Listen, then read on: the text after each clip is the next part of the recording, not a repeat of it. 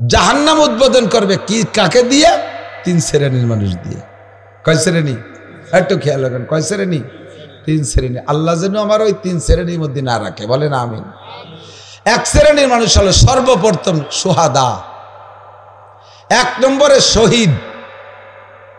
যারা শহীদ বলে দাবি করছো, এই শহীদকে দিয়া জাহান্নাম উদ্বোধন করবে।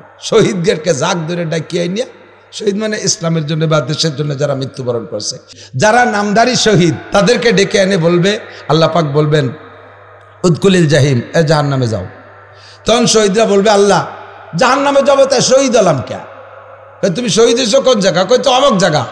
কিভাবে এলে? কিভাবে যুদ্ধ করতে করতে। যুদ্ধটা করছো কেন কও? কয় যে কালিমাতিল্লাহ, তোমার দিনকে বলন্দ রাখার জন্য, তোমার ইসলামের জন্য জিহাদ করেছি। আল্লাহ বলবেন বাল কাযাবতা, মিথ্যে কথা কইছিস। তুই যুদ্ধ করছিস দুই উদ্দেশ্যে। একটা হলো যদি যুদ্ধে বিজয় হতে পারিস, ভালো যুদ্ধ করে বিজয় হতে পারিস, তাহলে সেখান থেকে যুদ্ধের বিজয়ের পরে একটা গনিমতের মাল, ওই লুটে ফুটে আনা মাল রেখে গনিমতের মাল, এই মালের ভালো একটা ভাগ পাবি।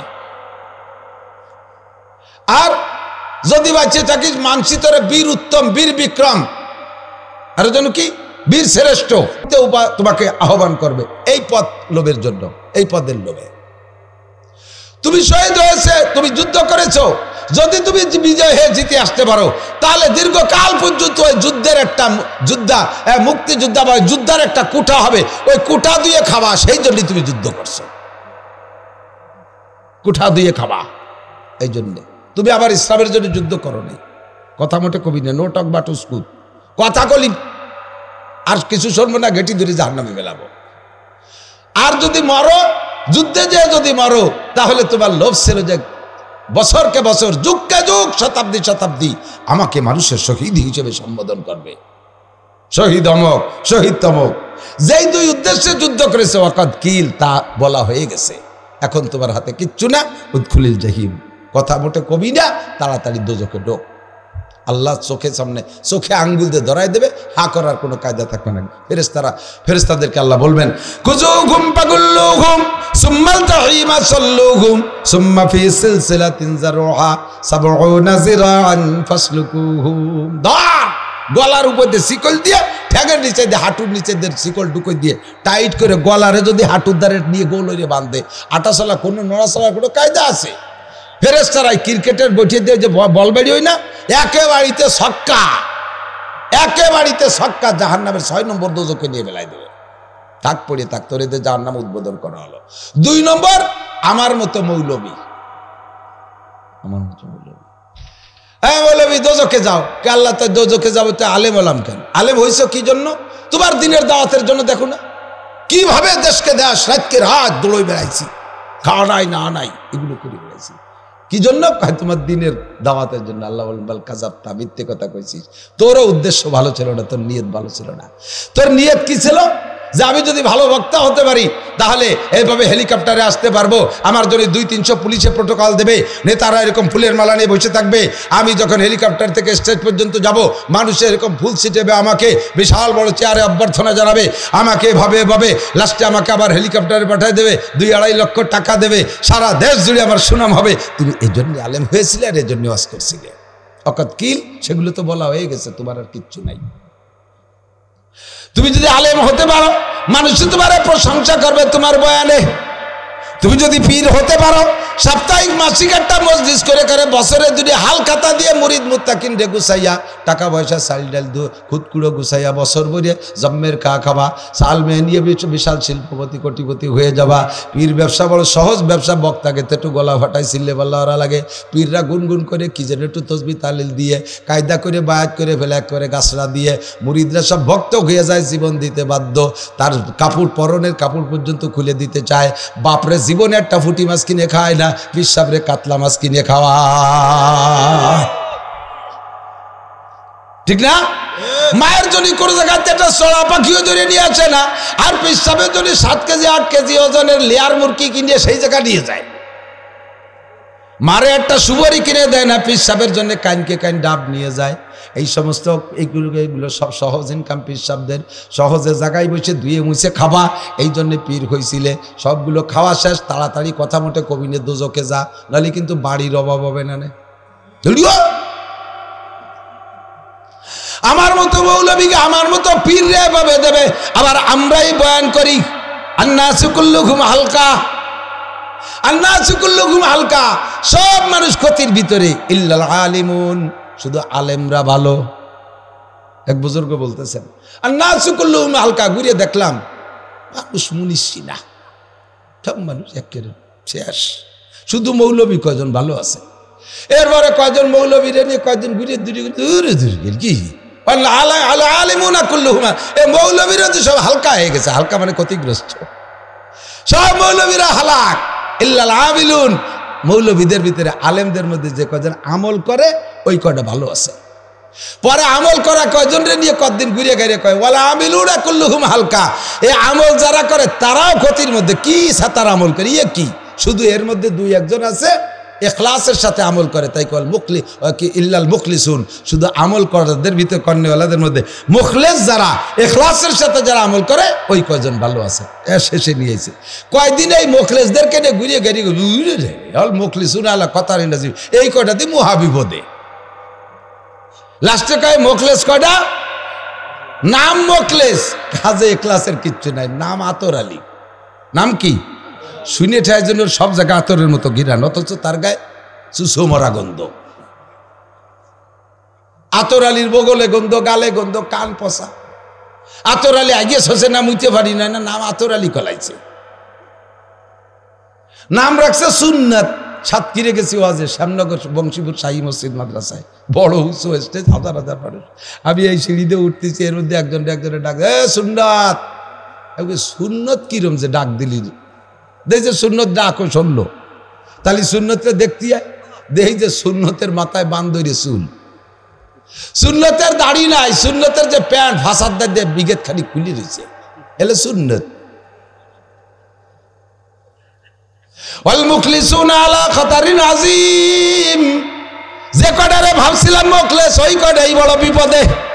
এ বয়ান আমি করি, আমার ইখলাস নাই, আমার ইখলাস নাই। এই জন্য দোস্ত বলতে ভয় লাগে যে বয়ান তো করতেছি, আল্লাহ যদি বলে লিমা তাকুলুনা মা লা তাফআলুন, এই গুণগুলো তোমার মধ্যে নাই, তুমি আবার বয়ান করছো। ও মৌলবী তুমি ধোকাবাজ, তোমার এদের জাহান্নাম উদ্বোধন করবো, ঢোকো, কথা মোটে বাড়াবা না। 3 নম্বর যারে দিয়ে জাহান্নাম উদ্বোধন করবে বড় বড় ডোনার, বড় বড় দানবীর ডোনারদেরকে ডেকে এনে বলবে তাড়াতাড়ি জাহান্নামে যাও। কয় আল্লাহ জাহান্নামে যাবো, তাই কোটি কোটি টাকা দান করলাম কেন? কয় দান করছো কি জন্য? কয় তোমার গরিব মিসকিন এতিম অসহায় কাঙ্গাল দুঃখিনী বিধবা এতিমখানা লিল্লাহ বোর্ডিং মাদ্রাসা দান করছি, তোমার দিনের খেদমতে, মানব জাতির সেবায় খেদমতে করেছি। আল্লাহ পাক বলবেন বাল কাযাবতা, মিথ্যে কথা বলেছো, এগুলো তাদের খেদমতের জন্য করো নাই। যদি খেদমতের জন্য করবা তাহলে আবার ক্যামেরায় দিয়ে ছবি করে ছাড়ো কে?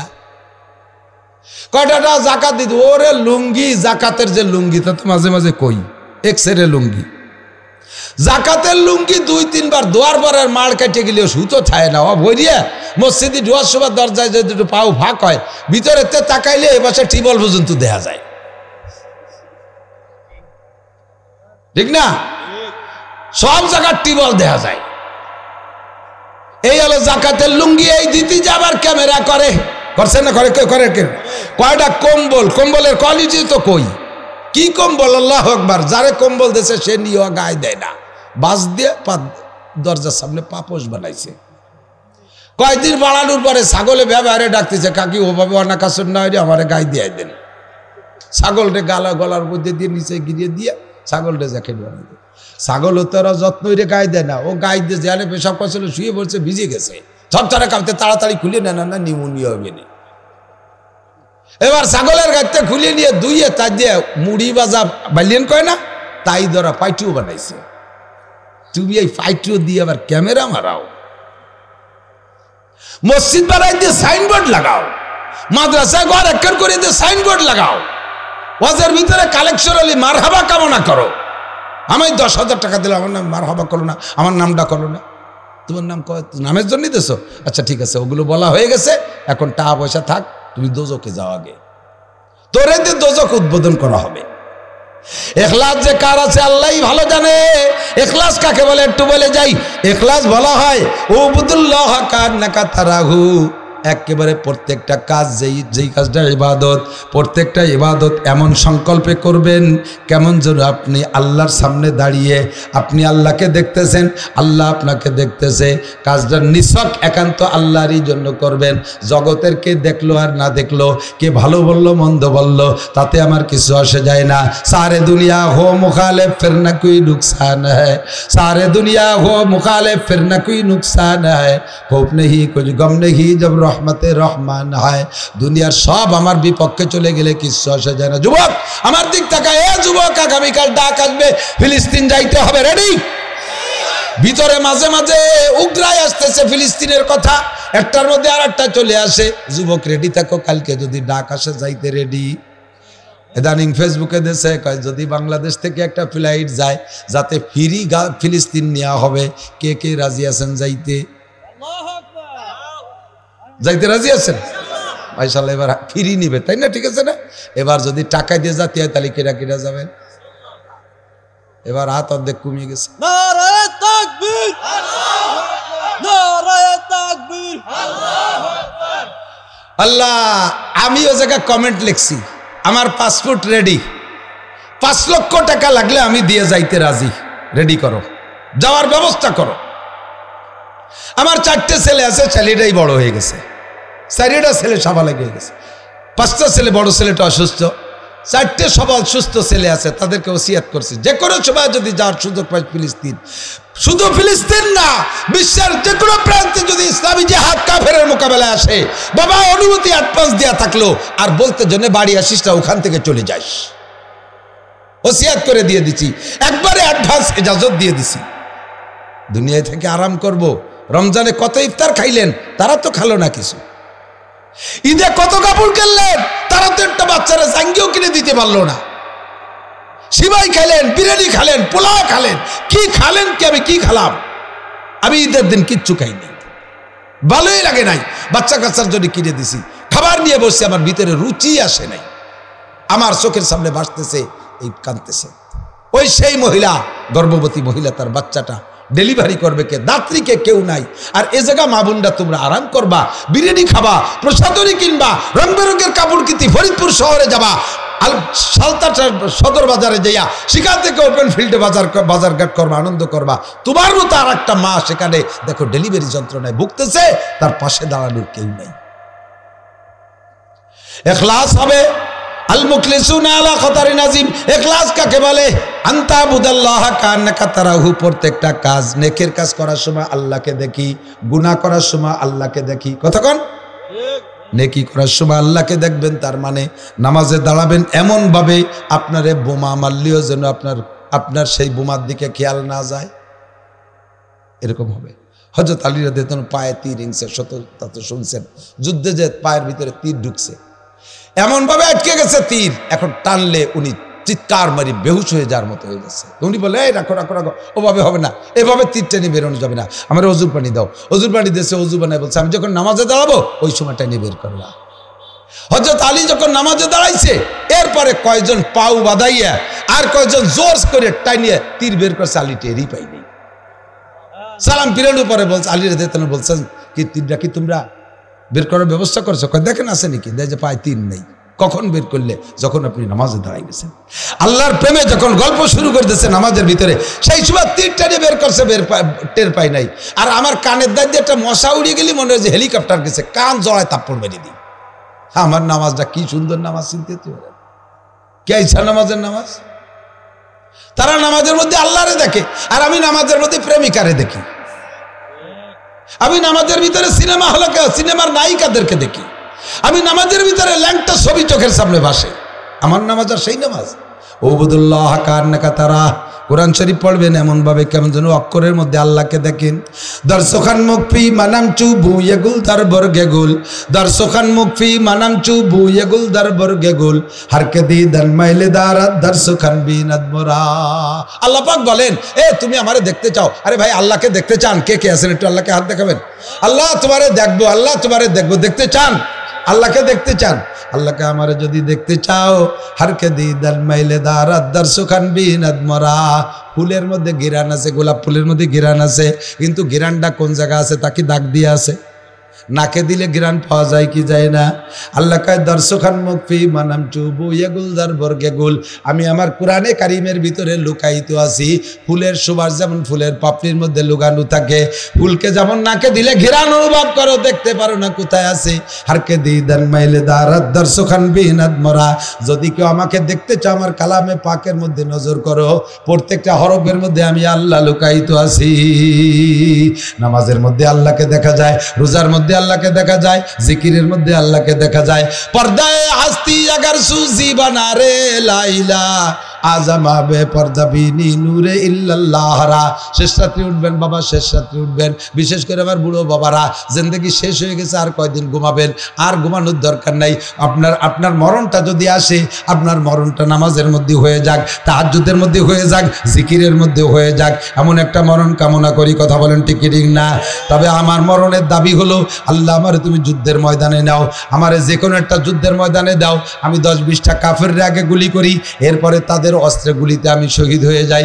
এমন একটা মরণ আমার তামান্না এসে গেছে। আমার আর আরামের বিছানায় শুয়ে মরতে চায় না, মনে চায় না। আরে নামাজের মধ্যে মরণের চাইতে, মসজিদের মধ্যে মরণের চাইতে, তিলাওয়াতের রত অবস্থায় মরণের চাইতে, যুদ্ধের ময়দানে যাইয়া 1 মিনিট যুদ্ধ করতে করতে মরার ভিতরে মরার দাম 1000 গুণ বেশি। তবে বুড়ো বাবারা সময় নাই, এখনই শেষ রাত্রি উঠে আপনি জিকির করবেন লা ইলাহা ইল্লাল্লাহ। বহুত ঘুমাইছেন, বহুত ঘুমাইছেন, অনেক ঘুমাইছেন, অনেক ঘুমাইছেন। জাগনা হয় জাগলো আফলাক কি ছায়া তলে, আখের তাক সোয়া করোগে খাক কি ছায়া তলে। একটু সজাগ হন আসমানের নিচে, তাহলে মাটির নিচে যে ঘুম যাইতে পারবেন। একটু সজাগ হন আসমানের নিচে, মাটির নিচে যে ঘুমাইতে পারবেন। আসমানের নিচে নাক ডেকে জম্মের ঘুমাবেন, কবরে যাইয়ে ঘুম কপালে হবে না, কবরে যেয়ে ঘুম পাবেন না। জাহান্নামের আগুনে এমনভাবে শোলা মারবে, তার ভিতরে আর ঘুম আসবে না। কবরে যদি আরামে ঘুমাইতে চান, এখন একটু ঘুম কমাই দেন। বিছানা থেকে ওঠেন, শেষ রাত্রি ওঠেন, কাঁপতি কাঁপতি ওঠেন, মূর্তি ওঠেন, যে কোনোভাবে একটু পানি দিয়ে ওযু বানাইয়া আপনি যখন তাহাজ্জুদের পরে জিকিরে বসবেন, লা এই একার জায়গা নাই, লা ইলাহা ইল্লাল্লাহ। গোলো গোলো জিকির করবেন না, জিকির পাতলা টাইনি টাইনি করবেন, দেখবেন আপনার আন্তরিকতা বাড়তেছে। লা ইলাহা ইল্লাল্লাহ। যার যেমন কণ্ঠ আছে কণ্ঠরে মিল দেবেন। লা ইলাহা ইল্লাল্লাহ, লা ইলাহা ইল্লাল্লাহ। গোলো গোলো অত জিকিরের দরকার নাই, এরকম 2-3টা টান দিলি আল্লাহ পাক বলেন পর্দায়ে হাস্তি আগার সুজি বানা রে লাইলা আজমা বে পর্দা বিনি নূরে ইল্লাল্লাহ রা। লা ইলাহা কয়ে টান দেবা বান্দা। ইল্লাল্লাহ বলার আগে বান্দার আল্লাহর মাঝে যেই পর্দার কারণে বান্দা আল্লাহকে দেখতে পারে না, আল্লাহ কয় আমি ওই পর্দাটা সরাই নিয়ে যাব। আজমা বে পর্দা বিনি নূরে ইল্লাল্লাহ রা। ওই সময় ইল্লাল্লাহর নূর অর্থাৎ আল্লাহর নূরকে তুমি বিনা পর্দায় দেখতে পারবা। দুনিয়ার যত বড় সুন্দরী রূপসী রমণী দেখিস না কেন যুবক, আল্লাহকে দেখার চাইতে মজা হইতে পারে না। কতক্ষণ ঠিক ঠিক না? সমস্ত সৃষ্টি সমস্ত রূপ তো আল্লাহর দেওয়া, সমস্ত রূপ তো আল্লাহর দেওয়া। তাহলে আমার আল্লাহ স্বয়ং কত রূপের অধিকারী, সমস্ত রূপ আল্লাহর দেওয়া। সেই আল্লাহর প্রেমে যদি পড়তে চাও, তাকে যদি দেখতে চাও, একটু শেষ রাতে উঠে জিকির করো লা ইলাহা ইল্লাল্লাহ। পুরুষরা একটা আওয়াজ করে জিকির করবেন, খেয়াল করেন, পুরুষরা একটা আওয়াজ, কট্টুক আওয়াজ, তাতে যেন আবার আর একজনের নামাজ জিকির ঘুমের ক্ষতি না হয়। এ কথা কয় কারা পিছনে? এ পিছনে কথা কয় কারা? বাড়ি জরুরি কথা হলে মাইকি কয় আন্না চুপ থাও, পায়খানায় জম্মের গন্ধ নাহলে ঘিরা নেবে না। আল্লাহু আকবার। ওবুদুল্লাহ কান্নাকা তারা, জিকিরের মধ্যে আপনি আল্লাহকে দেখতে পারবেন। যুবক যুবক যুবক, আমি যুবকদেরকে টার্গেট করি। তোমরা আকামও বেশি করতে পারো, কামও বেশি করতে পারো, শয়তানিও বেশি করতে পারো, তোমরা ইবাদতও বেশি করতে পারো। এই বয়স থেকে রেডি হয়ে যাও, এই বয়সে রেডি হয়ে যাও। প্রশংসা সব যুবক চাও, কিন্তু প্রশংসার কাজ কেউ করতে চাও না। প্রশংসা সব যুবক চাও, তোমারে ভদ্র বলি, নম্র বলি, দিনদার বলি, ভালো বলি, শিক্ষিত বলি, এই কথাগুলো বললে তোমার ভালো লাগে।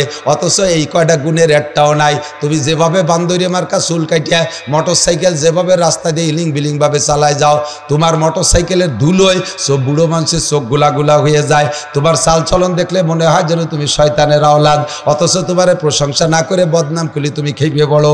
প্রশংসা যদি তোমার ভালো লাগে, প্রশংসিত কাজ করো, চুলগুলো সুন্দর করে কাটো, দেখলে বুঝবো তুমি একটা ভদ্র ছেলে। প্যান্টটা একটু ঢিলা ঢালা উঁচা করে পড়ো, তাহলে দেখলে বুঝবো তুমি ভালো ছেলে। অবশ্যই তোমারে প্রশংসা করবো। কতক্ষণ? আর তুমি যেভাবে চলো তাতে তাতে তো তোমার শয়তানের বাচ্চা। শেখ সাদি রহমাতুল্লাহ আলাইহি বলেন, না শায়াদ বনি আদমে খাকে জাদ কেদার সার কুনদ কে বেরতুন দিও বাদ তোরা বাচুনি তুন দিও সরকাশি না পেন্দা রামাজ খা কি আজাতেশি। বনি আদম মাটি দিয়ে বানানো, মানুষে বানাইছে মাটি দিয়ে, শয়তানরে বানাইছে আগুন দিয়ে। কতক্ষণ? মানুষ বানাইছে মাটি দিয়ে, শয়তান বানাইছে আগুন দিয়ে।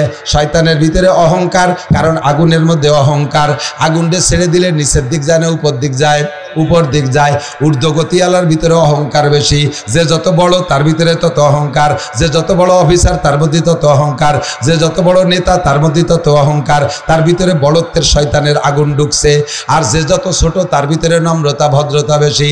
এই জন্য আল্লাহ মানুষ বানাইছে মাটি দিয়া। মাটি তাকে পায়ের নিচে, মিনহা খালাকনাকুম, তোমারে বানাইছি মাটি দিয়া। কারণ মাটির মধ্যে দুইটা গুণ আল্লাহর খুব ভালো লাগে। কয়টা? দুইটা গুণ আল্লাহর খুব পছন্দ হয়। একটা হলো নম্র ভদ্র সহনশীল। নম্র ভদ্র সহনশীল ধৈর্যশীল। মাটি জীবন ভরে পায়ের নিচে থাকে। কোনোদিন কি কোনো জায়গায় মাটিতে আন্দোলন করছে আর আমরা ভাত তলে থাকতে পারবো না, মাথায় থাকবো? কইছে কোনোদিন? মাটিরে সইসিয়ে দাঁড়িয়ে যে কয়েকদিন আগে পিএস ফলাইছেন, চার্জ দিচ্ছেন, এই কুপাই কাপাইয়া কত পিএস। এই পিএস উঠোতে না উঠোতে আবার শশা শুরু হয়ে গেছে, পাট বুনবে। পাট কাটতে না কাটতে আবার ধান লাগানোর জন্য শশা। এত নির্যাতন মাটির উপরে। কোনোদিন কি মাটিতে প্রতিবাদ করছে? মিয়া তোমার গায়ে কয়টা কোরআনি ছয়, আমারে যে ভারী চলছি রুটি বেলাচ্ছ, এ কোনোদিন কয় না।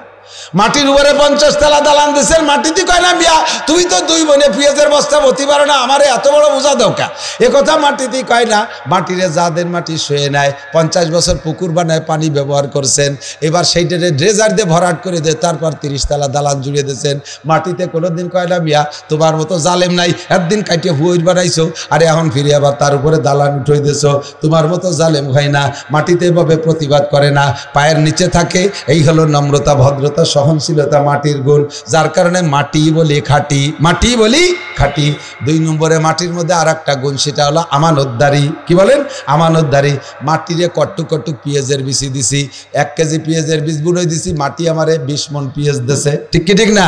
মাটিরে আমি একটা আমের বীজ দেই, 50 বছর পর্যন্ত আম দেয়। মাটিরে একটা নারকেলের বীজ দেই, মাটি আমারে 50 বছর নারকেল দেয়। মাটিরে আমি একটা কাঁঠালের বীজ দেই, সে আমারে 100 বছর কাঁঠাল দেয়। মাটিরে যা দেই তার চেয়ে বেশি ফলাইয়া দেয়। মাটিরে আমি একটা ধান দেই, তাই দিয়ে 7টা গাছ দেয়। ফিকুল্লি সুম্বুলা তিম্মিয়া তো হাব্বা। কিছু বলে নাকি?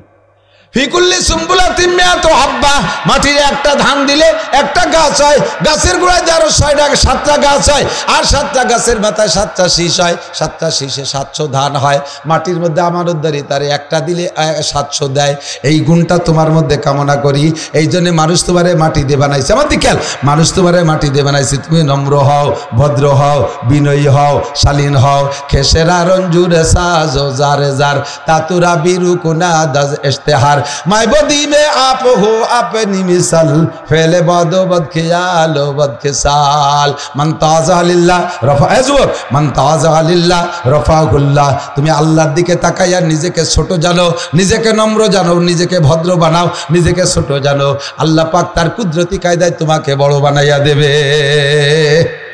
মান তাজা লিল্লাহ ফাগুয়া বি আয়ুনিন নাস কবির ও বি নফসি সগীর। খেয়াল করেন, যে ব্যক্তি নিজেকে নিজে ছোট, আমি ছোট, আমি কিছু জানি না, আমি আনপড়, সমাজের সবচেয়ে নিকৃষ্ট আমি, এমনভাবে নিজেকে উপস্থাপন করে সামাজিক কাজ করবে, ভালো কাজগুলো আবার বেশি করবে, আবার সব জায়গা বলতে গিয়ে আমি নাখান্দা, আমি আনপড়, আমি অযোগ্য। চেয়ারম্যান কি বলে নমিনেশন মিটিং হচ্ছে, এখন নমিনেশন মিটিংয়ে সবাই মিলে ধরছে একজনরে, এবার প্রার্থী তুমি, সে কি বলবে? আদৌ সম্ভব না, আমার এ কাজের যোগ্যতাই নেই, আমারে দিয়েন না, নষ্ট হয়ে যাবে। সে আড়ানোর চেষ্টা করবে নিজেকে ছোট জানিয়ে। সবাই কয় না তোমাকেই দিতে হবে, তুমি নিজেকে ছোট জানছো, সবাই তোমার মাথায় করে নাচবে। হ্যাঁ, নিজের কাছে নিজে ছোট, মানুষের অন্তরে আল্লাহ তোমারে বড় বানাই দেবে। অমান তাকাব্বারা, আর যে ব্যক্তি তাকাব্বুর হাম চোমান ডাঙ্গনিজ, আমি বড়, আমার এবার ভোট দিয়ে দেখেন কি করে ছাড়িয়ে দেয়, আমার পরিচয় গরিব দিকে দরজায়, রাস্তাঘাটে খাল বানাই দেবো, 12 মাস কাল নৌকো বেয়ে বেড়াবেন, আমি আসমান ভেঙে জমিনে নামাবো, লাঠির মধ্যে মুগুর ভরবো। আল্লাহ কয় সিঁড়ি বুড়িয়ে তাল বাংলা কই ফেলতে গেছিলাম কলাম না, তাল গাছে উঠোবা, তুমি কিচ্ছু করতে পারো। আর দেখলাম তো এই কত টার্মে কত জাড়ি জুড়ি সব তাল গাছে বেঁধেছে, দেখে ডাক হারে গেছে, তার কোনো খবর নাই।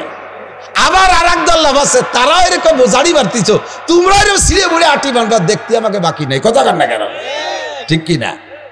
তুমি নিজেকে নিজে বড় জানো, সবাই তোমাকে ট্রিট করি। ও কি আমার নামের ব্যানার, এদিক তাকান, আমার নামে যদি আমি বড় ব্যানার করে লেখি, একবার আল্লামাতুল দাহার, কুমকুমাতুল নাহার, কেলা গাছের থোড়, হাওড়ার ব্রিজ, তাল গাছের গুড়া, বাঁশঝাড়ের মুড়া, রইসুল মুফাসসিরিন, আন্তর্জাতিক ক্ষতি সম্পন্ন মুফাসসিরে কোদাল, হযরত মাওলানা নাসিরউদ্দিন সাহেব, তাহলে মানসিক কাঁচা গোবর দিয়ে ব্যানারে লাল করি হলাবে, ঠিক না?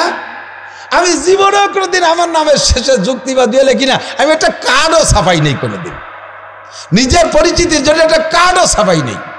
আমার নামে আলহামদুলিল্লাহ প্রত্যেক বছর কয়েক কোটি টাকার পোস্টার ছাপা হয়। এর এই পোস্টার যদি একটা আমি ছাপাতাম, তাহলে আর বেটারা আমার ওই ছাপানিগুলো টেনে গেলে দিত। সেম কোয়ালিটির যুবক, নিজেকে ছোট জানো, আমি কিচ্ছু না, সমাজে আমি কিছু না, তোমারও সবাই সাজিয়ে বড় বাড়াবে। অহংকার বাদ দাও, অহংকার বাদ দাও, তাকাপুরি বাদ দাও, নিজেকে ছোট জানো, খাদেম বানাও। সাইয়্যিদুল কওমে খাদিমুহুম, কওমের নেতা সেই হয় যে কওমের খাদেম হতে পারে, যে কওমের খাদেম হতে পারে। কিসসা তো বহুত আছে, শুনেছেন, হেকায়েতে সাহাবার মধ্যে শুনছেন, চর্বিত চর্বণ মনে হবে, তারপরে এসে গেলে একটু না বললে অসম্পূর্ণ থেকে যায়। কথা বলুন, ঠিক না? রাতের বেলা হযরত ওমর ইবনে খাত্তাব রাদিয়াল্লাহু তাআলা এই জায়গায় জায়গায় দুনিয়াটা আছে, যার কারণে দুনিয়া এখনো টিকে আছে। আমাদের গোপালগঞ্জের ডিসি সাহেব, বর্তমান ডিসি, কোন জায়গা যেন বাড়িতে জানি না, ভদ্রলোক আসছে প্রায়, প্রত্যেক দিন বলা ভুল হবে, প্রায় আমাদের গোপালগঞ্জের 5 থানার কোনো না কোনো থানায় যাইয়া কোনো এক মসজিদে ফজরের নামাজ পড়ে। এই ভাটিয়াপাড়ার মোড়ে 2 মাদ্রাসায় 2 দিন পড়িয়ে গেছে, আমার মাদ্রাসায় এসে 1 দিন পড়িয়ে গেছে, ভবানীপুর গেছে পড়ছে, এই মহারাজপুর মাদ্রাসায় এসে ফজর পড়ছে, থাকে গোপালগঞ্জ। তো বকশেদপুরের মহারাজপুর এসে যেই লোকটা ফজরের নামাজ পড়ছে, ওই লোকটা অবশ্যই তাহাজ্জুদ পড়িয়ে তারপরে রওনা দিছে। DC DC DC district incharge, district commissioner, ডিস্ট্রিক্টের সবচেয়ে বড় অফিসার আমার গোপালগঞ্জে। এই নামাজ পড়ে এরপরে মাদ্রাসার হুজুরদের সাথে ওখানে বসিয়া পরিচয় দেয় না, গাড়ি থুইয়া আসে খানিক দূরি, এইটুকু আইটি আসে, যাতে ডিসির গাড়ি দেখলি তো সিরিয়ে বেলায় দেবে মানছি, খানিক দূর গাড়ি থুইয়া এইটুকু আইটি এসে মসজিদে নামাজ পড়ে এরপরে মসজিদের হুজুরদের সাথে সুরে আসিন দোয়া কালাম পড়িয়ে টড়িয়ে মাদ্রাসার হালচাল, পায়খানাগুলো কেমন, রান্নাঘর কেমন, সব হুজুর আপনাকে এগুলো একটু দেখাবেন, আমি তো আসছি একটু দেখবো, কে তা বলে না, ঘুরিয়ে ঘেরে দেখানোর পরে হুজুর আসিতে দোয়া করেন, সাথে সাথে হুজুরা কাছে দেয় যে গাড়িতে হচ্ছে সে গাড়ি ডিসির গাড়ি। এরপরে হুজুরা তাকে আর স্যার কবেন না, স্যার একটু চা খাওয়া, না না না না, চা খাবো তাই তো কইয়ে আসতাম, খাবো না বলি তো না কইয়ে আইছি। এরকম ভালো মানুষ আছে, অবশ্যই আছে। হযরত ওমর ইবনে খাত্তাব রাদিয়াল্লাহু আনহু রাতের অন্ধকারে দেশের পর্যবেক্ষণ, দেশকে দেখার জন্য, পরিদর্শনের জন্য রাতের অন্ধকারে বেরোছে, দেশ কিভাবে চলতেছে। বেরোইয়া একা একা চলে গেছে দূর বিলের ভিতরে। সৌদি আরবে যারা গেছেন তারা জানেন, বিল তো আমাকে দেশে কয় বা চক বলে, মরুভূমির ভিতরে পাহাড় আছে, পাহাড়ের গা দিয়ে আবার জঙ্গলও আছে, ওই বাবরা গাছের মতো কাটা কাটা গাছ আছে, অনেক গাছ আছে। ওই জঙ্গলের ভিতরে ওই টিপ টিপ করে দূরের থেকে একটা বাতি দেখা যাচ্ছে। বলছি তো আগে চর্বিত চর্বণ, কথার সাথে এসে গেছে, একটু শুনতে হবে, কোন দিনের কথা ভিতরে লাগে বলা যায় না। তো দূর থেকে দেখছে সে টিপ টিপ করে বাতি জ্বলতেছে, উনি চিন্তা করলেন এইরকম ফাঁকা জায়গায় তো বাতি থাকার কথা না। তো 2 ধরনের বাতি হতে পারে, হয়তো কোনো দুষ্কৃতী চোর ডাকাতদের বাতি, তারা ওখানে বসে বসে কিছু করতেছে, অথবা কোনো চরিত্রহীন মহিলা ওখানে ঘরবাড়ি বানায় টাড়ায় কিনো অন্যায় টন্যায় করে। তো দেখতে হবে, আমার দেশ, আমার খবর নিতে হবে। ওখানে চলে গেছে আস্তে আস্তে, যাইতে যাইতে দেখে যে সত্যি বেড়ার ফাঁক দিয়ে কি বলে, সত্যি বেড়ার ফাঁক না, এটা হলো ক্লিয়ার জায়গা, এখানে আগুন জ্বলতেছে। উনি কাছে যাইয়া একটু পর্দার সাথে একটু দূরে থেকে বলতে দেখে যে একটা মহিলা ছোট ছোট 2-3 বাচ্চা, এই বাচ্চাগুলো নিয়ে কান্নাকাটি করতেছে বাচ্চারা, আর এই মহিলা চুলোয় জাল দিচ্ছে টাড়িতে। দূরের থেকে বলছে, মা কি করতেছেন, আমি কি একটু কাছে আসতে পারি? কয় না, থাকেন, দূরে থাকেন। কি করতেছেন? কয় যে বাচ্চাদের জন্য কিছু রান্না বান্না করতেছি। কি রান্নতেছেন? কয় যে তা বলা যাবে না, কি রান্নতেছি। আল্লাহ, একটু পরে বলবো। হযরত ওমর দূরে সরে রয়েছে, এই রান্না কিছুক্ষণ জাল দিতে দিতে বাচ্চারা খেলাধুলা কান্নাকাটি করতে করতে করতে করতে ঘুমাই গেছে। এরপরে বলতেছে, কিছুই রান্না করতেছি না, এই হাড়ির ভিতরে পানি জাল দিচ্ছি। বাচ্চারা সারাদিন না খাওয়া, এখনো না খাওয়া, খাবারের কোনো ব্যবস্থা নাই। এখন তাদেরকে কি সান্ত্বনা দিয়ে ঘুমাবো? তাদের বলছি যে বাপ এই রান্না করতেছি, তোরা একটু পরে খাবি। আমি জানি যে কিছুক্ষণ লং টাইমে নিয়ে নাড়াচাড়া করলে ওরা ঘুমোয় যাবে, তারপরে হাঁড়িটা নামাইতে আমিও ঘুমাবো। বলেন তো কেমন লাগে শুনলে? এরকম অবস্থা গাজায় চলতেছে, ফিলিস্তিনে চলতেছে। তো হযরত ওমর শুনিয়ার দেরি না করে মা থাকেন, আসি। তাদের কান্নাও দেখছে, তাদের চুলায় হাড়ি থাকা অবস্থায় তাদের ঘুমও দেখছে। উনি আইসা সরাসরি গোডাউনে ঢুকে গোলাম সাথে নেছে, আগে গোলাম ছিল না, গোলাম সাথে নেছে নিয়ে যে গোডাউনের থেকে খাদ্য চর্বি টর্বি ময়দা আটা সে খেজুর টেজুর তেল টেল দিয়ে বড় এক বস্তা ভরিয়ে এরপরে গোলামকে বলছে গোলাম মাথায় উঠাই দাও। অবশ্যই পড়েছেন আপনারা, গোলাম মাথায় উঠে দাও। গোলাম কি বলেন তো? গোলাম মাথায় উঠে দাও। গোলাম মানে কি? বাড়ির গরু, সেম কোয়ালিটি অফ গরু। আপনার বাড়ির গরুটারে যেমন আটে নিয়ে বেশি ফেলতে পারেন, গোলাম ওইরকম বেচা যায়। গোলামের এইরকম একটা জাতি মানুষই, কিন্তু আল্লাহ তাদেরকে এইরকম গোলাম বানাইছে, এমন পরাধীন বানাইছে। তো এই গোলাম হযরত ওমরের গোলাম। আর ওমর কিরা কত বড় দেশের অর্ধজাহান্না, পৃথিবীর 2/3 তার রাষ্ট্রের আয়তন ছিল 2,40,00,000 বর্গ মাইল। এইরকম বাংলাদেশের প্রায় 200 বাংলাদেশের সমান। এত বড় দেশের রাজা গোলাম রে কয় বস্তা আমার মাথায় উঠে দাও। তুমি তো এদেশের রাজা না, এদেশের মানুষের দায় দায়িত্ব তোমার হাতে না, তোমার জিম্মায় না, এটা আমার জিম্মায়। আল্লাহ আমাকে খলিফাতুল মুসলিমিন বানাইছে। আমার এই রাষ্ট্রের ভিতরে কোনো জায়গায় একটা কুত্তাও যদি না খেয়ে মারে, তাহলে কিয়ামতের জবাব আমাকে দেয়া লাগবে, গোলাম তোমাকে দেয়া লাগবে না। আমি সচক্ষে যা দেখে আসছি তার খেদমত আমাকেই করতে হবে। বোঝা উঠাই দাও। আর নয় তুমি বলো যে কিয়ামতের ময়দানে এই সমস্ত প্রশ্নের জবাব তুমি দিয়ে দিবা, আমার পক্ষ থেকে দায়িত্ব নাও। গোলাম কয় না, তা কি সম্ভব নাকি? তা যদি সম্ভব নয়, বস্তা বওয়া সম্ভব না, উঠে দে। বস্তা ওমরের মাথায় উঠে দিচ্ছে। লম্বা একটা মানুষ কাঁপতি কাঁপতি বস্তা নিয়ে যাইয়া সে জায়গায় যাইয়া মহিলাকে বলছে মা একটু সরিয়ে দাঁড়ান। মহিলাকে সরাই দিয়ে নিজে হাঁড়িতে করিয়া সেই সব খাবার যা দিয়ে রান্না করা যায় এইটা রান্না করিয়া ফুয়াইয়া একাতে সাবার ভিতরে লাগছে। ঘন দাড়িওয়ালা লম্বা মানুষটা চুলের ভিতরে ফু দেয়, ধুমো উড়িয়ে এসে দাড়ির ভিতরে চোখের মধ্যে যায়, চোখ বেয়ে বেয়ে পানি পড়তে, নাক দিয়ে পানি পড়তেছে। এই কান্নাকাটি করতে করতে হাঁড়িটা রান্না করে রান্না শেষ করে নামাইয়া মহিলাকে বলছে মা বাচ্চাদেরকে একটু সজাগ করেন। সজাগ করছে, সজাগ করে উনি নিজে হাতে বলে আপনি একটু সরে বসেন, আমি এদের একটু খাওয়াই। আমি এসে যেভাবে কান্না করতে দেখছি ওই কান্নার বিপরীত আমি সেইভাবে হাসি না দেখে আমি যাব না। বাচ্চাদেরকে নিজ হাতে পরাণ ভরি তৃপ্তি সহকারে খাওয়াইয়া এরপরে হাড়ি দিয়ে উনি দূরে বসলেন। আর মহিলাকে বললেন মা এবার আপনি একটু পরাণ ভরে খান। আপনার চেহারায় দেখছিলাম মলিন, আপনার চোখে দেখেছিলাম পানি, বাচ্চাদেরকে আমি কান্না করতে দেখেছিলাম, তাদের মুখে হাসি ফুটাইছে, আপনার চেহারা আমি হাসিরা দিকে যাব না। এবার মহিলাকে পরাণ ভরে খাওয়াইয়া এরপরে বাকি বস্তায় যা ছিল তা দিলেন, বললেন মা দোয়া করো। এবার মহিলা বলতেছেন কিয়ামতের ময়দানে আল্লাহর কাছে খলিফাতুল মুসলিমিন ওমরের বিপক্ষে মামলা দেব। ওই মহিলা করছে ওমরের কাছে করছে, আপনি সাক্ষী থাকেন ওমরের বিপক্ষে কিয়ামতের ময়দানে আল্লাহর কাছে মামলা দেব। এই দেশের রাজা হইয়া আমাদের খবর নেয় না। আপনার মতো মানুষকে যদি আল্লাহ প্রেসিডেন্ট বানাইতো, আপনার মতো মানুষকে যদি আল্লাহ খলিফাতুল মুসলিমিন বানাইতো, তাহলে আমাদের এই দুর্গতি হইতো না। আমি ওমরের বিপক্ষে কিয়ামতের ময়দানে মামলা দেব। ওমর তখন বললেন ওমা তোমরা যে এই জায়গায় এভাবে কষ্ট করতেছো এইটা কি ওমরকে কোনোদিন জানাইছো? উনি যে ওমর তা পরিচয় দেয় নাই, তুমি কি কোনোদিন জানাইছো ওমরকে? ওমর তো ওমরের কাছে তো কি আসে না, ওমর কিভাবে জানবে তোমরা এই কষ্ট করতেছো? তুমি কেন মামলা করবা? কয় খলিফাতুল মুসলিমিন হয়েছে, ঘুরে ঘুরে দেশের খবর কেন নেয় না? আপনি যেমন খবর নিতে আসেন ওমরের তো দায়িত্ব এরকম ছিল, এই দায়িত্ব তো ওমরের। ওমর আসে নাই, আপনি আসছেন, আল্লাহ যেন আপনারা খলিফাতুল মুসলিমিন বানায়। বলেন না আমিন। আমিন তো আগে হয়েই রয়েছে। তো হযরত ওমর বললেন এই পাকিস্তানের প্রেসিডেন্ট আইয়ুব খান বাংলাদেশে বলে আইছে, একটু দোয়া করতে, তাই কইতেছে। এসে গেল তরদাল নির্বাম, বাড়িটা মিলবে না। তো প্রেসিডেন্ট আইয়ুব খান যখন আইছে, বিশাল মিটিং। এই মিটিং তো ওনার দলে যারা আছে তারা মিটিং উপস্থিত। এই স্টেজে এক বুড়ি কাঁপতি কাঁপতি উঠছে, বুড়ি আইছে আর কুজো বুড়ি, আমার একটু আইয়ুবের সাথে দেখা হতে, আমি আইয়ুবের জন্য একটু দোয়া হতে যাবো। তেমন বুড়ো মানুষ আসলে পারেননি, তারা সব রাস্তা খুলে দেয়, চলে আসে আইয়ুব খানের। আইয়ুব খান তো খান বিশাল জুয়ান, বুড়িতে একটুক হয়ে গেছে, বাবা মাথাটা নিচে ওর একটু দোয়া হয়ে দেয়। তা আইয়ুব খান মাথা নিচে আসছে। Ayub Khan field marshal. Field marshal কাকে বলে? যেই সেনা প্রধান বড় বড় 3টে যুদ্ধে বিজয়ী লাভ করে সে হয় ফিল্ড মার্শাল। ওইদিকে দুই পাকিস্তানের প্রেসিডেন্ট, এর চাইতে বড় পদ কি আর এই দুই পাকিস্তানের মধ্যে আছে নাকি? এ বুড়ি ওই আইয়ুব খানের মাথা নিচে ওই দোয়া, আল্লাহ যেন তোমারে বড় দারোগা বানায়, আল্লাহ যেন তোমারে বড় দারোগা বানায়। আইয়ুব খান হাসতেছে, কি কয়?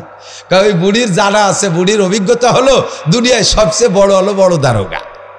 এই জন্য সবচেয়ে বড় বড় দারোগা মানে আল্লাহ তোমারে সবচেয়ে বড় বানায়, এই দোয়া দেশে, যদিও কইছে মুখে বড় দারোগা।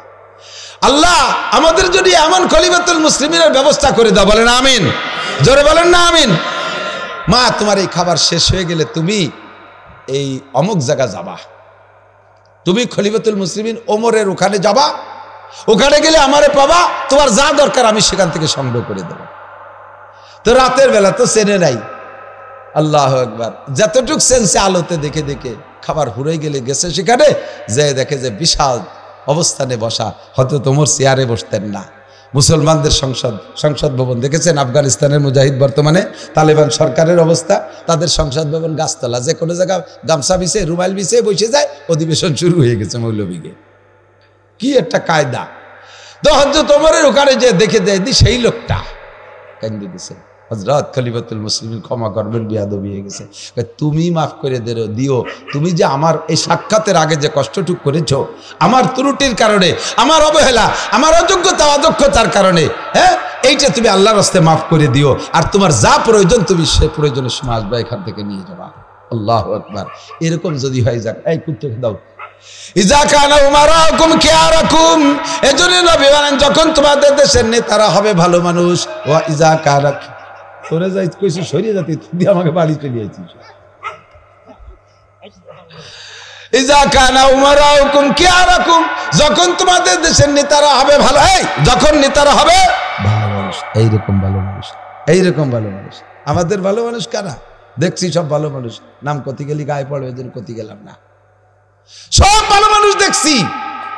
এরকম ভালো মানুষ যদি আল্লাহ থাকে, তাহলে এই সংখ্যাগরিষ্ঠ মুসলিম দেশের নেতা হিসেবে তাকে তুমি আমাদের জন্য পাঠাই দাও, বলে না আমিন।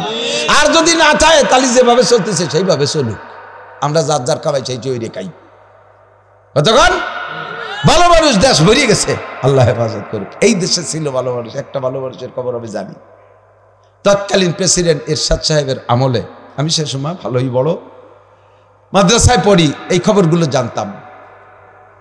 এরশাদ সাহেবের আমলে সংসদ সদস্য হিসেবে মন্ত্রীও হয়েছিলেন ধর্মমন্ত্রী মুফতি ওয়াক্কাস সাহেব, যশোর মনিরামপুর বাড়ি, কিছুদিন আগে মারা গেছে, কয়েক বছর আগে। মুফতি ওয়াক্কাস সাহেব রহমাতুল্লাহ আলাইহে খুলনা দারুল উলুমে শাইখুল হাদিস ছিলেন, তারপরে খুলনা বিভাগের বড় মুফতি, যে কোনোভাবে উনি এরশাদ সাহেবের সংসদের মন্ত্রী হয়ে গেছে, ধর্মমন্ত্রী বানাইছে। এখন মন্ত্রীদের মাঝে মাঝে এরশাদ সাহেব নিজেই তাদের আয় ব্যয়ের একটা খসড়া হিসেব নিতেন, বিশেষ করে এই কি কয় টিএ বিলটা দেখতেন। নেতারা তো টিএ বিলির গুরু, ঢাকার থেকে বাড়ি আসে যাতে পারে বাসে যাই, কয় স্যার হেলিকপ্টারে গেছিলাম, হেলিকপ্টারে আইছি, টা আমারই দেয়। এইভাবে টিএ বিল দেখতেছে।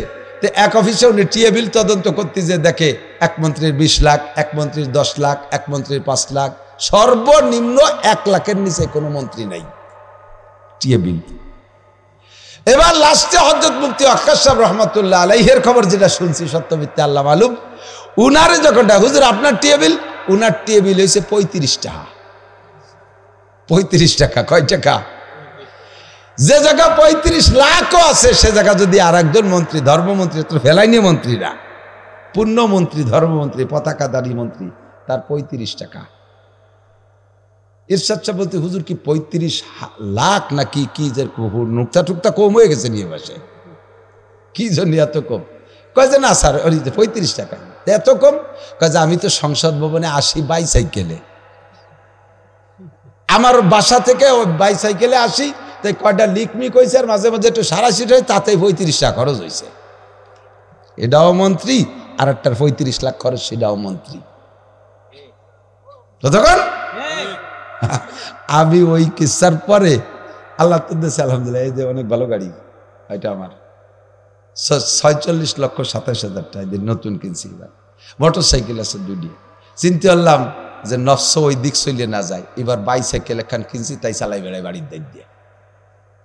আমি হঠাৎ যে আপনার ইনশাল্লাহ চেনবেন না আমারে, আমি সাইকেলে পিছনে কাশি কোদাল একখান ঝুলন উঠায় ডাঙ্গায় যাব, সাইকেল চালাই বেড়াই। মুফতি ওয়াক্কাস সাহেব যদি 35 টাকা বিল বানাতে পারে, সাইকেল চালাতে পারে মন্ত্রী হয়ে, আমির কোন জায়গায় আইসি বলছি আমি সাইকেল চালাই আসবি দেখি কি হয়েছে আমার সাইকেল চালানো। আল্লাহ যদি ওই প্রাইভেটের কারের থেকে নামাই আমার ভ্যানের ড্রাইভার বানাচ্ছে, ভ্যান চালাই পয়সা কামাই করে খাবি, তোর ওয়াজের বার শেষ, তাহলে তো আমি সেই সময় হঠাৎ করে যে ভ্যান চালাবো কি রে, এই জন্য ভ্যানও চালাই বাড়ি, এখন ভ্যানও আছে, প্র্যাকটিস ঠিক রাহি। খেসেরা রঞ্জুরে সাজো জারে জার তাতুরা বিরু কুনা দাজ ইশতেহার, মিটাও। আমি মিটাইতে পারি নাই নিজেকে, এ ভাব গল্প দিচ্ছি। এগুলোর ভিতরে যদি রিয়া হয় তাহলে আমার জুতোর বাড়ির অভাব হবে না। আল্লাহ ইবাদত করো, ইখলাসের নসিব করো, ইখলাসে ইবাদত করার তৌফিক দান করো, জোরে বলেন আমিন। আল্লাহু আকবার। ও দোস্ত যুবক মনে রাখো, ইয়া আইয়ুহাল্লাযীনা আমানু, হে অন্ধ জগতের টল বিশ্বাসী পাগলরা, দুনিয়ার নাম অন্ধ জগৎ। এ জায়গা বসে দুনিয়ায় বসে আল্লাহরে দেখা যায় না, ফেরেশতা দেখা যায় না, জান্নাত দেখা যায় না, জাহান্নাম দেখা যায় না, পুলসিরাত দেখা যায় না, হাশরের মাঠ দেখি নাই, তবে এগুলো আছে না নাই? কথা বলেন আছে? আল্লাহ আছে, দেখি নাই, না দেখলিও আবার আল্লাহ আছে। ফেরেশতা দেখি নাই, না দেখলিও আমার নবী বলছে ফেরেশতা আছে, আল্লাহ বলছে ফেরেশতা আছে। পুলসিরাত দেখি নাই, আল্লাহ বলছেন কোরআনের ভিতরে, নবী পাক বলছেন পুলসিরাত আছে। হাশরের মাঠ কায়েম হবে, মিজানের পাল্লা হবে, দাড়ি পাল্লা হবে, হিসাব নিকাশ হবে, দেখছেন কোনোদিন? তবে বিশ্বাস আছে না নাই? কাজে আপনি অন্ধ জগতের অটল বিশ্বাসী পাগল। আল্লাহ পাক মহব্বতের সাথে ডাক দিয়ে বলে, খেয়াল করেন, মহব্বতের সাথে ডাক দিয়ে বলে, লা তাত্তাখিযু আদুব্বি ওয়া আদুব্বাকুম আউলিয়া। ও আমার অন্ধ জগতের অটল বিশ্বাসী পাগল, দুনিয়ার সব কিছু ত্যাগ করেছো, আমার প্রেমে পড়ে এই ময়দানে চলে আসছো, আমার প্রেমে পড়ে দুনিয়ার সব আনন্দকে লাথি মারছো।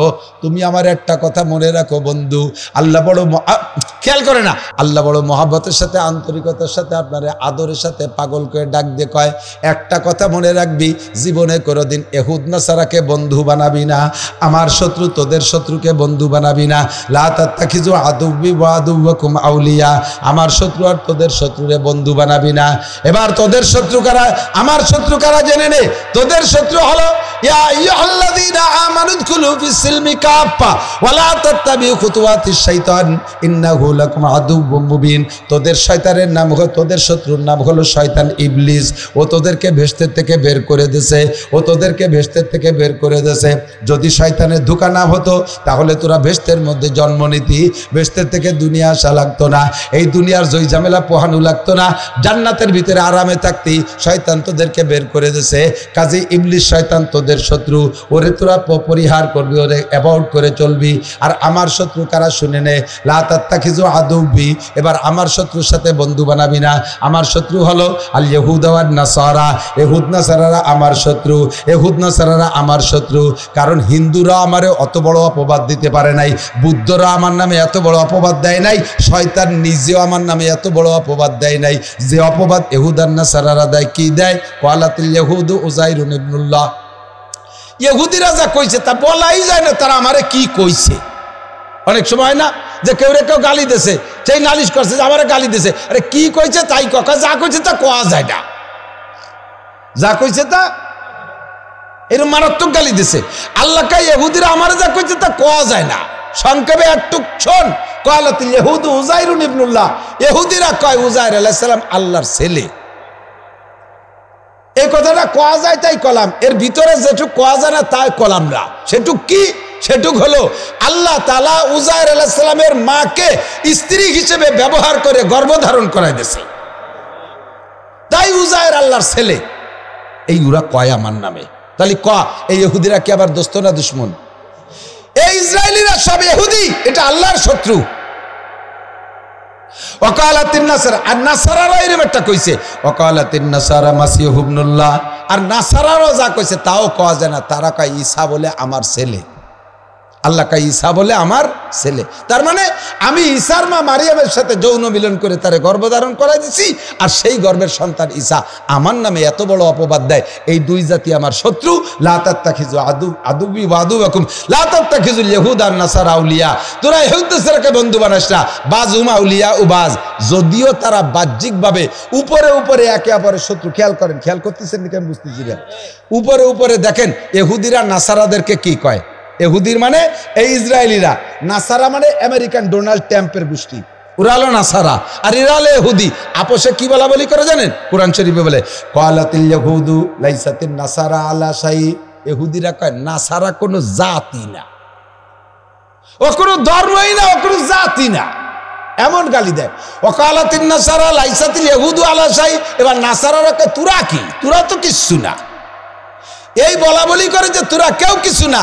আবার আল্লাহ পাক বলেন সময় মতো বাদহুম আউলিয়া উবাজ, একে অপরের দোস্ত, একে অপরের। মুসলমানের সাথে যুদ্ধ লাগছে জুবাইডের কি বলে নেতানিয়াহুর। দেখেন সম্পূর্ণ বন্ধুত্বতা দেখাইয়া পশ্চিমেরা জুটে পুটে সমস্ত খ্রিস্টানরা আইসা এই ইহুদিকে সাথে জোর দিয়েছে। কোটি কোটি টাকার এই যে লাস্টের এই গ্যাঞ্জামের আগে এই মাঝে যে যুদ্ধবিরতি হয়েছে, এই যুদ্ধবিরতি হওয়ার আগে গাজার একটুক জায়গার উপরে ৮০,০০০ টন বোমা মারছে।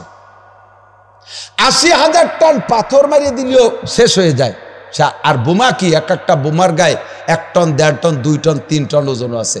এইভাবে ৮০,০০০ টন বোমা সে জায়গা মারিয়া গাজাকে শেষ করছে। আর এই বোমাগুলো বেশিরভাগ দেশে 80% দেশে আমেরিকাওয়ালা আর পশ্চিমা ব্রিটেনওয়ালারা, এরা দেশে। আর এই ইহুদ নাসারা, ওরা নাসারা আর এরা ইহুদি, দুই দলের ভিতরে ফারপার ডিফারেন্স। যখন মুসলমানকে হত্যার সুযোগ আসছে সব দল মিলে এক হয়ে গেছে। দুঃখের বিষয়, পরিতাপের বিষয়, মুসলমান বসে বসে এখনো বুড়ো আঙ্গুল চুষতিছ। মধ্যপ্রাচ্যের দালাল, মধ্যপ্রাচ্যের গাদ্দার, সৌদি আরবের প্রেসিডেন্ট, তুরস্কের প্রেসিডেন্ট, এই পাকিস্তানের প্রেসিডেন্ট, এরপরে কাতার, দুবাই, ওমান যারা আছে সবগুলো মুনাফেকের বাচ্চা মুনাফেক। কথা বলেন ঠিক ঠিক না? আল্লাহর দেয়া সম্পদ, তেল বেচে খাচ্ছিস কুলুর বাচ্চা, কুলুরা তেল বেচে কুলুরা না। আবার কেউ কুলু থাকলে রাগ হইয়েন না। তেলীয় দল আল্লাহর দেয়া সম্পদ, স্বর্ণ আর তেলের খনি, এই বিক্রি করে সেই জায়গায় বসে পশ্চিমা খ্রিস্টান মহিলাকে ছাড়িয়ে দিচ্ছে। তাই নিয়ে রাত্রে আনন্দ ফুর্তি করিস, দিনে রাত্রে ফুর্তি করিস, আর মুসলমান মাঝে শেষ করতেছে। তোকে যার যার জায়গায় বসায় রাখছে। এই তুরস্কের প্রেসিডেন্ট, ও হইছে তুরস্কের প্রেসিডেন্ট এরদোগান, ও আলো কি কয়, এসে ন্যাটোর সদস্য। যদি এখন মুসলমানদের পক্ষে নেয় আর ইসরায়েলের বিপক্ষে যায়, তাহলে ন্যাটো সদস্যতে নাম কাটা যায়। এই পথ ঠিক রাখার জন্য সে সৌদি আরবালা রাজতন্ত্র করে, তারা রাজার বেটা রাজা হয়। এটা রাজতন্ত্র জগতে মুসলমানরা মানে না। এই রাজতন্ত্র টিকে আছে আমেরিকার পাশাটা হইয়া। যদি সৌদি সরকার এখন গাজার পক্ষ নেয়, সাথে সাথে ওই আমেরিকালা লাগাই দেবে সৌদি আরবের সাধারণ পাবলিকরে, তোরা আন্দোলন কর, রাজতন্ত্র বাতিল, গণতন্ত্র করতে হবে। তখন মোহাম্মদ বিন সালমান তার সিটি থেকে নেমে যাওয়া লাগবে। কাতার, কুয়েত একই অবস্থা।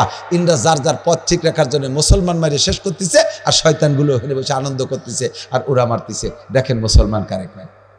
আল্লাহর রহমতে, আল্লাহর রহমতে আমার বাংলাদেশের মুসলমানের ঈমান তাদের চাইতে শতগুণ বেশি আছে। সৌদি আরব, পাকিস্তান, ওই জায়গার সাধারণ জনগণ পাগল হয়ে গেছে। কিন্তু রাজা কয়টা, এদের উপরে আল্লাহ তাআলা আসমানি বোমা মারিয়ে শেষ করে দিক। বলেন না আমিন? ওই রাজাদের, সৌদি আরব, মধ্যপ্রাচ্য, আরব দেশ রাষ্ট্রের ভিতরে যত রাজা আছে এদেরকে আল্লাহ তাআলা আলাদা গজব দিয়ে ধ্বংস করে দিক। এরপরে সাধারণ পাবলিক ক্ষমতায় আসুক, ইনশাআল্লাহ ডাক আসবে।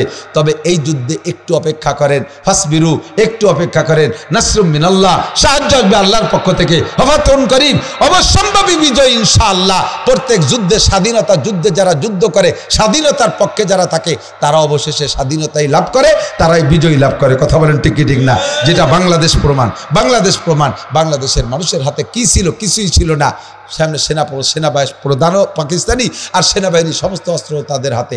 আমেরিকাও ছিল তখন পাকিস্তানের পক্ষে। আর সব দিয়ে জুটি পুটি আইসা এদেশের মানুষের, মহিলাদের বটির কোপ আর সাধারণ পাবলিকের বাঁশের লাঠির বাড়িটি সেই পাকিস্তানিরা হারিয়ে দেশকে স্বাধীন করাই আল্লাহ করিয়ে দিয়েছে। তবে ইনশাআল্লাহ সেটা ছিল হলো ভাই ভাই যুদ্ধ, ভাই ভাই যুদ্ধ আর স্বাধীনতা। এর চাইতে 100 কোটি গুণ বেশি দামি গাজার যুদ্ধ। বাইতুল মুকাদ্দাস মুসলমানদের দ্বিতীয় কিবলা, বাইতুল মুসলমানদের দ্বিতীয় কিবলা। বিশ্বনবী কাবা ঘরের মধ্যে দাঁড়ায় ইমামতি করে নাই, বাইতুল মুকাদ্দাসের ভিতরে দাঁড়ায় ফেরেশতা এবং নবীদের রূহকে পিছনে রেখা ইমামতি করেছেন। সেই বাইতুল মুকাদ্দাসকে স্বাধীনতা করার লড়াই। ইনশাআল্লাহ আপনাদের বিশ্বাস কেমন আমি জানি না, বাইতুল মুকাদ্দাস স্বাধীন হবে, গাজা ফিলিস্তিন স্বাধীন হবে। বিশ্বাস হয়? বিশ্বাস হয়? এ দাবি আছে অন্তরে। এর জন্য যা যেমন যখন দরকার দিতে প্রস্তুত থাকবো, ঠিক না? জান দিতে রাজি, জান দিতে রাজি, মাল দিতে রাজি, টাকা পয়সা যা লাগবে দিতে রাজি আছেন না নাই? যদি কখনো ডাক আসে, আসতেছে গাজার মুসলমানদের অর্থ সাহায্য করার একটা লাইন আল্লাহর রহমতে বাংলাদেশ থেকে সবসময় লাইন করা আছে। লাইন করেছে। এখন আর ডাকঘরের কিছু না, এখন সব ওপেন হয়ে গেছে। আর লাগবে বস্তা ভরে নিয়ে যাবো কোনাকুনি যদি যার পথটায় ইনশাআল্লাহ। যদি কখন ওলামাই কেরাম স্থানীয় কেউ দায়িত্ব নেন, আমানতদার কোনো আলেম দায়িত্ব নেন, এলাকার জনগণের কাছ থেকে কালেকশন করেন, 10টা টাকা হলিও জমা দেন। কিয়ামতে এই 10টা টাকা আপনার পক্ষে সাক্ষী দেবে আপনার জীবনে কত টাকা কোর্ট কাছারি আদালত ফৌজদারিতে খরচ করেছেন, ডাক্তার উকিল মুক্তারে কত টাকা দিয়েছেন, সব চোর ডাকাতরে দিয়েছেন। 10টা টাকা আল্লাহর রাস্তায় জেহাদের ময়দানে খরচ হবে ইনশাআল্লাহ। গাজার মজলুম মুসলমানদের পক্ষে সবচাইতে বড় জেহাদ, এদিক তাকান, সবচেয়ে বড় জেহাদ হবে। আজকে থেকে খোঁজেন, বোকা সাজিয়ে বসে থাকেন না, বোকা সাজিয়ে বসে থাকবেন কে? আমরা বুঝি না, তো দোকানে যাই যা আদায় তাই কিনে নিয়ে এটি আসি কে? নেহা সাজেন কে? নেকা সাজবেন কি জন্যে? বাজারে যাই, আপনি বাজারে যাই বেগুন কিনতে গেছেন, বেগুন তো ফুটো বেগুনটা চোখ দিয়ে দেখে কেনেন না, কেনেন? সে জায়গাতে আপনি ভালো ট্যালেন্ট। গরু কিনতে যাইয়ে দাঁত দেখেন, ব্যবসায়ী যাতে গরুর দাঁত কটা ভাঙছে, সে জায়গাতে ভালোই ট্যালেন্ট। তা আপনি পণ্য কিনতে যে কোনটা আমেরিকান আর কোনটা ইসরায়েলি, এইটা চিনিয়ে কিনবেন না কে? হ্যাঁ ব্যবসায়ী ভাইরা, তোদের জন্য সারা বিশ্বের মুসলমান 200 কোটি মুসলমান বদদোয়া করবে। যদি ইসরায়েলি পণ্য দোকানে রেখে কেনা বেচা করিস, ইসরায়েলি পণ্য যদি বেচিস, তার ডিলারি করিস, তার পণ্য যদি বিক্রি করিস, তোদের উপরে ক্ষুধার গজব হবে, তোর ব্যবসায় কোনোদিন উন্নতি হবে না। 200 কোটি মুসলমান বদদোয়া করতেছে, গাজার মজলুম মুসলমান বদদোয়া করতেছে। কোকাকোলা কোম্পানি বাদ, আরএফএল কোম্পানির কোনো প্লাস্টিক কোনো পণ্য কিনবেন না। আরএফএল যাতে লেখা দেখবেন, লোগো দেখে কিনবেন। কি বলে লাক্সাবান কিনবেন না, লাক্সাবান কিনবেন না, লাক্সাবান পরিহার করেন। কোকাকোলা খাবেন না, পেপসি খাবেন না, এসবগুলো বাদ দেন। 7 আপ খাবেন না। এইগুলো বিক্রি করে এখান থেকে যে পয়সা কামাই করতেছে, তার একটা অংশ ওখানে অস্ত্র তৈরি ফান্ডে জমা হয়। সেই টাকা দিয়ে অস্ত্র বানাইয়া আমার মুসলমান মারবে। আমার মসজিদ, কয়েকশো মসজিদ গাজার থেকে ধ্বংস করে দিয়েছে, আর প্রায় লাখখানিক মুসলমানরা শেষ করে দিচ্ছে। তাহলে আমার কাছে পেপসি বেশি, সেই টাকা দিয়ে লাভ করে তা দিয়ে বোমা বানাবে। আমি কি সেই পেপসি কিনে খাইয়া এই লাভ করতে দেব? দেব? বোকার সেজে থাকবেন, বোকা সেজে থাকবেন। প্রত্যেকটা মাল কিনতে গেলে বলবেন ইসরায়েলি কিনা। এই দোকানদার আমাকে বল এটা ইসরায়েলি কিনা। যদি ইসরায়েলি হয় তাহলে নেব না, যদি ইসরায়েলি ছাড়া নাই তাহলে নেবই না, মালের দরকারই নেই আমার। জীবনে কোনোদিন কোকাকোলা খাইনি। এই মুরব্বীরা, আগের মুরব্বীরা কোকাকোলা খাইনি, তারা মরে গেছে নাকি? এনে কোকাকোলা খাইয়ে মরতেছে, তারা না খাইয়ে আইজুবাইসি আছে। কথা বল, এইগুলো তাদের, সেগুলো খাইয়া তোমরা মরতেছ। আর সেইগুলো যারা না খাইছে, সেই সমস্ত মুরব্বীর এখনো পর্যন্ত হাড় মজবুত আছে। তারা চোখ দিয়ে আল্লাহর রহমতে দিনের বেলা তারা দেখে। আর তুমি রাতে, তুমি বেলা উঠা, বেলা ডুবি যাওয়ার পরে পায়খানার দরজা খুঁজে পাও না চশমা ছাড়া। অমুসলমানদের কিছু ব্যবহার করবেন। এলে বর্তমান জেহাদ আমাদের, আমরা যতটুক পারি, কথাক্ষণ খেয়াল করেন। বদরের যুদ্ধে, ভাই শোনেন, বদরের যুদ্ধে মুসলমানদের পানি থোয়ার জন্য একটা গর্ত, এর মধ্যে অল্প একটু পানি আছে। বৃষ্টি নামছে কালকে, সেই বৃষ্টির পানিটুক জমছে। কাফেরদের সাথে যখন যুদ্ধ শুরু হয়ে গেছে, এক মুজাহিদ এক কাফের কোপ দিয়ে হাত একখান কেটে ফেলেছে, আর এক কোপ দিয়ে আর এক কাত কেটে ফেলেছে, আর এক কোপ দিয়ে ঠ্যাং একখান কেটে ফেলেছে। তাহলে এনে মরবে না? এ কাফের এ পর্যন্ত হুশ আছে, ঠ্যাং হাত পা 3 খেন নাই। লাস্টে একখান ঠ্যাং দিয়ে দেখছে যে আর তো আত্মরক্ষার কিছুই নেই, ডাল ধরতে পারি না, তরবারি ধরতে পারি, ঠ্যাং একখান নাই, পড়ে গেছেন, তো মরবই। তো মরার আগে হলেও, মরার শেষ মুহূর্তে আগে হলেও মুসলমানদের একটু ক্ষতি করে দিয়ে মরব। কি ক্ষতি? ওই এক পাউ দিয়ে জাম করে যাইয়া লাভ দিয়ে পড়ছে সেই পানির মধ্যে ঠ্যাংখান। এদিকে তারা ঠেসে ধরে জবাই দিচ্ছে, আর ওদিকে ওই এক ঠ্যাং দিয়ে পানি গুলাচ্ছে। মরার আগে মুসলমানের পানিটুকুলিও গুলাই দিয়ে যাবো। তো যদি একটা কাফের শেষ চিন্তা এরকম হতে পারে, আমার জীবনের শেষ চিন্তা, আমি যদি একটা পয়সাও পারি ক্ষতি করবো ইসরায়েলের। কথা বলেন ঠিক ঠিক না? আর এ জায়গা আমার যুবকরা যদি কোনো অনেক এরকম কিছু করে, একদল বলল এটা মানবতা হলো না, এটা নীতি না, এটা আরে বেটা, মুসলমান মেরে সাফ করে ফেলাতে, মুসলমানদের ইজ্জত নষ্ট করতে, তাদের ভিজে বাড়ি সব লুটে পিটে নিয়ে যাচ্ছে। আর এ জায়গা তুমি মানবতা দেখাতেইছো? হ্যাঁ, এ জায়গা মানবতা মারাতেইছো। এর কাজায় দিবানি দেশ কেন মিজাজ গরম হয়ে গেছে। দোকান কেন লুটলো, ফ্রিজ কেন ভাঙলো, এটা মানবতা না। মানবতা দেখানোর জন্য তুমি মিছিলি নামছো। তারা আমার সব শেষ করে ফেলে দিচ্ছে, আর এখানে তুমি মানবতার বলিয়া ওড়াচ্ছ। সব বাদ, এই সমস্তগুলো একটাও বরদাস্ত করতে রাজি না। কথা কর না কেন? এগুলো একটাও মানতে রাজি না। ওদের কিচ্ছু চলবে না বাংলার জমিনে। আমার বাংলাদেশের ইন্ডাস্ট্রিজ গুলো বলো বলা হবে, এদেশের ব্যবসায় দেশে ধন্য হবে। কেন তুই ইহুদির বাচ্চারা এদেশ থেকে টাকা নিয়ে যাবি? তোর 1 টাকাও নীতি দেবো না। মরার আগে এক ঠ্যাংও যদি থাকে, তাই দিয়ে তোর পানি গুলাই তুই মরবো। ঠিক কিনা? রাজি আছেন না? ওদের কোনো পণ্য ব্যবহার করব নবী পাক বলেন, এ ভাই এদিক তাকান, আপনি আমলিগ করেন, আমলিগ মুখে করেন কিন্তু হাতে আপনার ধানের শীষ।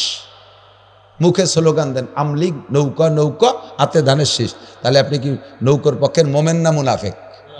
মুনাফেক না। মুখী কও নৌকা, হাতে তোমার ধানের শীষ। তুমি এ জায়গা জেহাদের বুলিয়া উড়াচ্ছ, কিন্তু তোমার আগাগুড়া সেই ইহুদির সপ্তাহ। চুল কয়টা কাটো মেসি কাটিং, দাড়ি কয়টা রাখো নেইমার কাটিং, প্যান্টটা পরো ইহুদিদের, গেঞ্জিটা পরো সেই পশ্চিমে খাটাস গে গেঞ্জি। হ্যাঁ, সব কিছু তোমার মুসলমানদের। কেন এগুলো ছাড়ো? মুসলমানদের পোশাকের চাইতে ভালো পোশাক হতে পারে? কথা বলেন পারে? জীবনের শ্রেষ্ঠ দুইটা দিন, জীবনের শ্রেষ্ঠ দুইটা দিন তুমি সুন্নতের অনুসরণ করে থাকো। দুনিয়ায় বেঁচে থাকার শ্রেষ্ঠ দিন হলো বিয়ের দিন, যদি নিয়মতান্ত্রিক বিয়ে হলো। আর চুরি চুট্টা ময়ূরে আগামানের বাগানে বিয়ে হলি তো সেটা তো আলাদা ব্যাপার, অত কোনো বিয়ের মধ্যে পড়ে না। ধরা পড়লি দাবড়ের অভাব নাই, মারির অভাব নাই। নিয়মতান্ত্রিক যত্ন সহকারে সুন্দরভাবে সাজিয়ে গুজে যে বিয়েটা হয়, এই বিয়ের দিন বরের কি আনন্দ না?